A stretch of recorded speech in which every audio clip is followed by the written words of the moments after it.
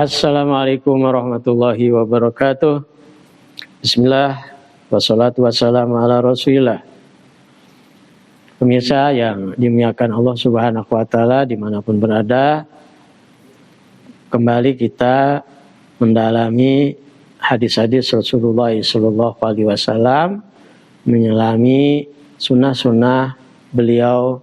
Mudah-mudahan kita selalu disiplin, komitmen dengan sunnah Rasulullah SAW. Kita akan baca hadis yang ke-30. Hadis ke-30 ini kalau kita beri judul adalah batasan-batasan Allah yang harus kita perhatikan. Bismillahirrahmanirrahim. An Abi Sa'labah al-Khushani Jursum ibn Nashid radhiyallahu anhu an Rasulillah sallallahu alaihi wasallam qala Inna Allah farada fara'ida fala tudayyuha wa hadda hududan fala ta'taduha wa harrama asya'a fala tantahuha wa sakata an asya'a rahmatan lakum wa ironisyanin fala tabhasu anha. Hadisun hasanun rawahu Daraqutni wa ghairuhu. Dari Abu Sa'labah Al-Khushani Jursum bin Nashir, semoga Allah Subhanahu wa ta'ala meridhoinya, dari Rasulullah SAW, beliau bersabda, sesungguhnya Allah Subhanahu wa ta'ala telah memfardukan, mewajibkan berbagai kewajiban. Maka tidak boleh kalian menyia-nyianya. Dan Allah Subhanahu wa ta'ala telah menetapkan batasan-batasan, maka jangan dilampauinya. Dan Allah Subhanahu wa ta'ala telah mengharamkan banyak perkara, maka jangan dilanggarnya. Dan Allah Subhanahu wa ta'ala diam atau tidak menyebut haram atau wajib tentang banyak hal sebagai bentuk rahmat kasih sayang buat kalian, bukan karena lupa. Oleh karena itu jangan kamu mencari-cari yang didiamkan oleh Allah Subhanahu wa ta'ala. Hadis hasan riwayat Daraqutni dan lainnya. Pemirsa yang dimuliakan Allah Subhanahu wa ta'ala, hadis ini menjelaskan bahwa yang pertama, Allah Subhanahu wa ta'ala telah menetapkan yang fardu-fardu, yang wajib-wajib. Artinya perintah-perintah yang sifatnya wajib dilakukan. Antara fardu dan wajib sebetulnya secara aplikasi, secara pelaksanaan tidak ada perbedaan. Berarti walaupun secara teori para ulama ada perbedaan, di antara Imam Ahmad menyebutkan bahwa yang fardu itu di mana kewajiban yang dasarnya atau dalilnya dari Al-Quran. Sementara yang wajib adalah dalil-dalilnya dari hadis-hadis Rasulullah Sallallahu Alaihi Wasallam. Dalam arti yang lain, fardu adalah perintah-perintah Allah yang harus dilakukan yang dalilnya qati. Sementara yang wajib adalah perintah-perintah Allah yang wajib dilakukan yang dalilnya zonni. Nah, walaupun sebagian ulama seperti Imam Syafi'i tidak membedakan antara fardu dan wajib. Intinya, apakah istilahnya fardu atau istilahnya wajib sama saja. Apabila dikerjakan dapat pahala dan apabila ditinggalkan dapat dosa. Ya, ada sanksi dari Allah Subhanahu wa ta'ala. Nah, jadi syariat Allah itu ada yang sifatnya fardu, ya, yang pokok nih. Kemudian ada batasan-batasan, ya, ketentuan-ketentuan Allah Subhanahu wa ta'ala yang tidak boleh dilampaui, ya. Misalnya ada yang terkait dengan tauhid, ya, keimanan kepada Allah Subhanahu wa ta'ala, Kita tidak boleh membahas tentang zat Allah Subhanahu wa taala, itu di luar kemampuan kita.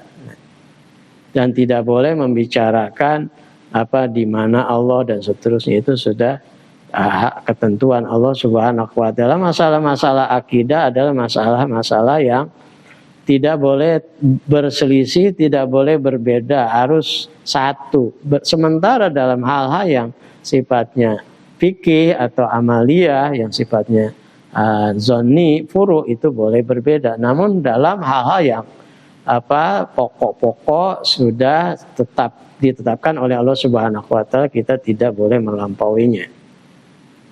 Kemudian wa harrama asya'a, dan Allah Subhanahu wa taala selain memfardukan yang sifatnya wajib dilakukan, ada hal-hal yang dilarang yang sifatnya haram, yang apabila dikerjakan dosa ada sanksinya dari Allah Subhanahu wa taala. Makanya kata Rasulullah SAW, jangan dilanggar.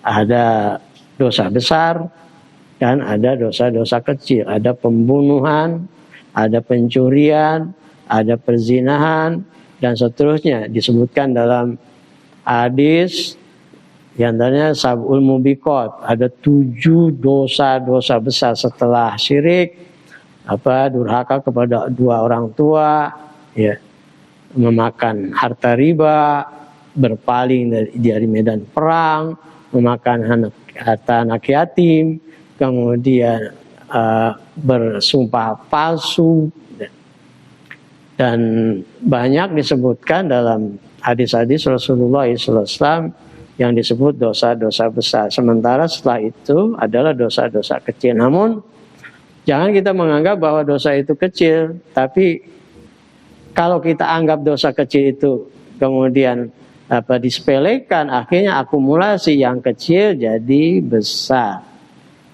Bukit gunung kumpulan dari batu-batu kecil, asalnya kecil-kecil.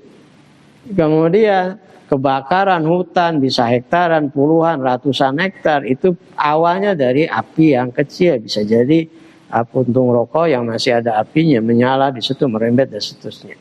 Jangan menganggap dosa-dosa itu kecil. Ya, intinya setiap yang dilarang oleh Allah Subhanahu wa taala harus dihindari, jangan dilanggar.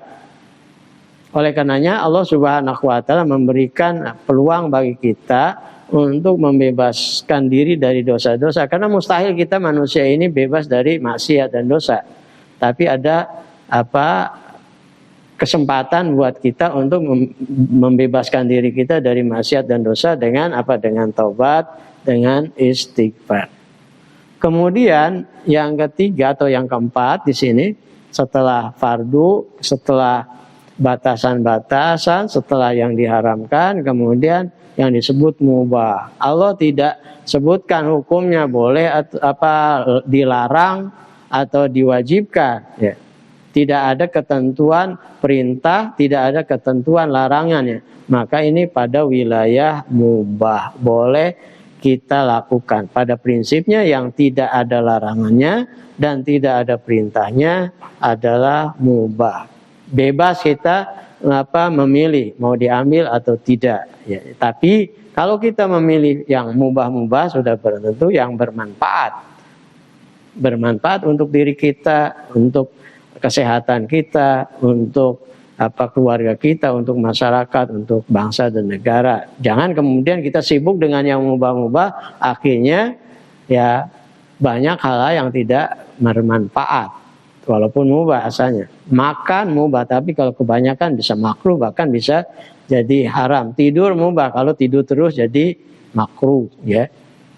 Ngomong, berbicara, ngobrol adalah mubah, boleh. Tapi kalau ngomong terus nggak bagus. Nah, oleh karena itu harus disiplin, harus kita tahu diri ketika menggunakan hal-hal yang mubah, berpakaian, ya, berkendaraan, ya, makan, minum, tidur. Bagusnya yang mubah itu bisa mengantarkan kita kepada yang berpahala, bernilai ibadah di sisi Allah Subhanahu wa taala. Kita harus, seorang yang beriman harus berbeda sama-sama makan tapi makan kita berkualitas, ada pahalanya insya Allah. Sama-sama berpakaian, pakaian kita berkualitas, ada pahalanya di sisi Allah Subhanahu wa taala. Itulah seorang yang beriman banyak keistimewaan, kelebihan dibandingkan orang-orang yang tidak beriman, atau orang yang berilmu ya dengan ilmunya dia menjadikan yang mubah bernilai pahala di sisi Allah Subhanahu wa taala. Intinya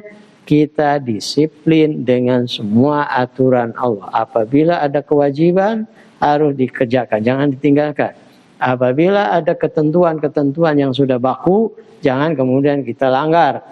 Apabila yang sudah ditetapkan haram, dilarang oleh Allah Subhanahu wa taala, jangan kita lakukan. Dan apabila tidak ada perintah dan tidak ada larangan, kita boleh memilih. Namun ketika memilih harus hati-hati, jangan sampai berlebih-lebihan. Dan kita memilih yang mubah, yang halal, harus bernilai pahala di sisi Allah Subhanahu wa taala. Demikian penjelasan hadis nomor 30 tentang batasan-batasan atau ketentuan-ketentuan Allah yang harus dilakukan dan harus kita disiplin dengannya. Kurang lebih mohon maaf. Assalamualaikum warahmatullahi wabarakatuh.